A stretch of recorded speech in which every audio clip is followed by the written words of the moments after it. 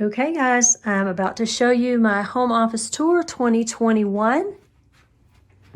So a funny thing about this, affording doors is not in the budget right now. So I already had these curtains and it gives me a sense of privacy, although it absolutely does not take away any of the sound or anything like that. It's just a psychological thing. All right, here we go.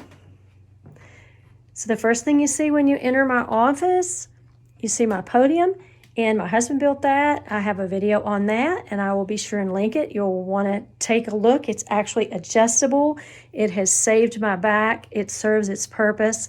I spend a lot of hours right there, and I'm telling you, this is a back saver. Great for those of you out there that might homeschool.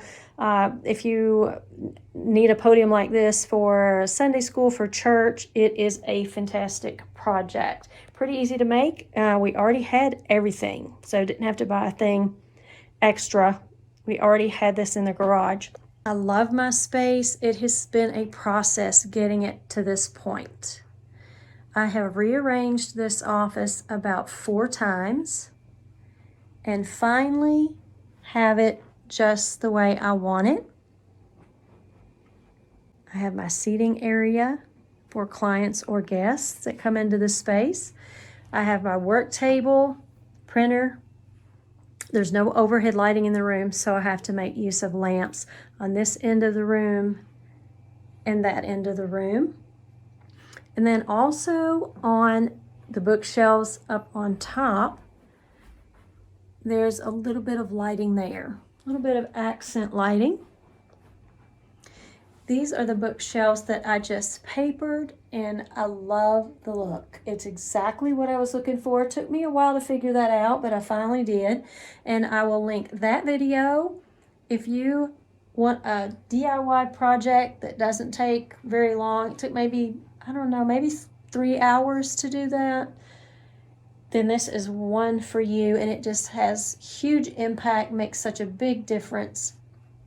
This is a DIY project back here. I have not posted that yet, but I just got a piece of board from the garage, and I already had the corbels there. I chalk painted all of that, made a built-in look without obscuring this space here because I knew I wanted to leave that wall art up there.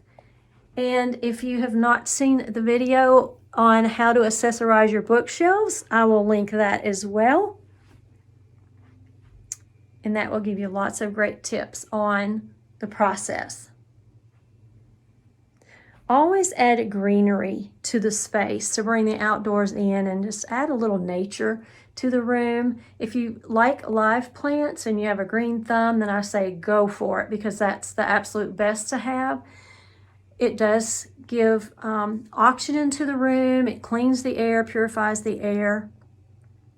But if you don't have a green thumb, or if you have allergies, or you have small children, or certain pets in the house that might get into your plants, then you might want to go the faux route.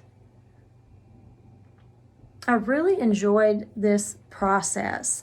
A lot of DIY projects in the space, the lamps, the wallpaper on the bookcases, painting the bookcases, building the shelf, making the fitted desk cover for the desk out of a sheet.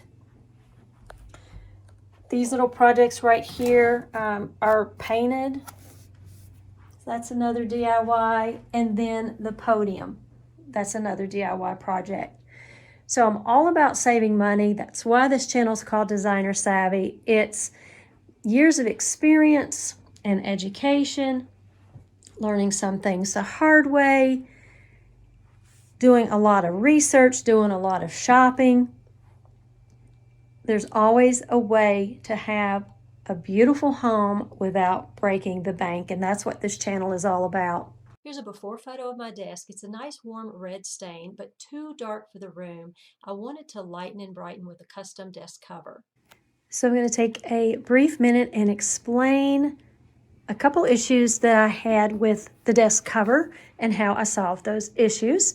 One was how I was going to handle these cords right here. I knew I was going to put a slit in here.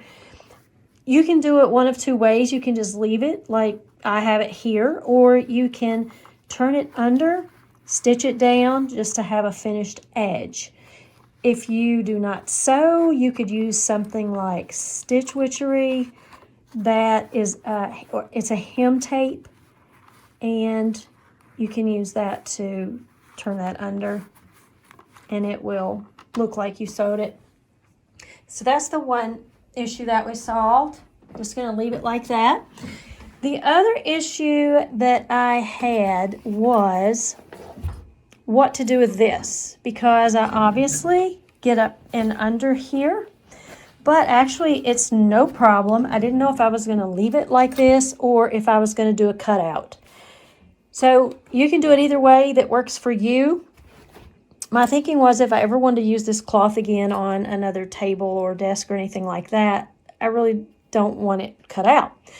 But if you sew and you want to cut it out, what you would do is you would cut below the lip of the desk a couple inches, because you have to allow for hem, about 2 inches here on this side and this side, and I would do 2 inches on top, and then just do a cutout, and then you just make a hem. Turn the edge of the fabric under and just stitch it down.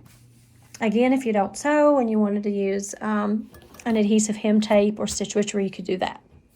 That's how I solved that problem. If you have not seen the video where we made this desk slipcover out of a sheet, I will have that linked. Be sure and watch for that. In these clips, you'll see room decor, where purchased, price, close-ups, and final room tour.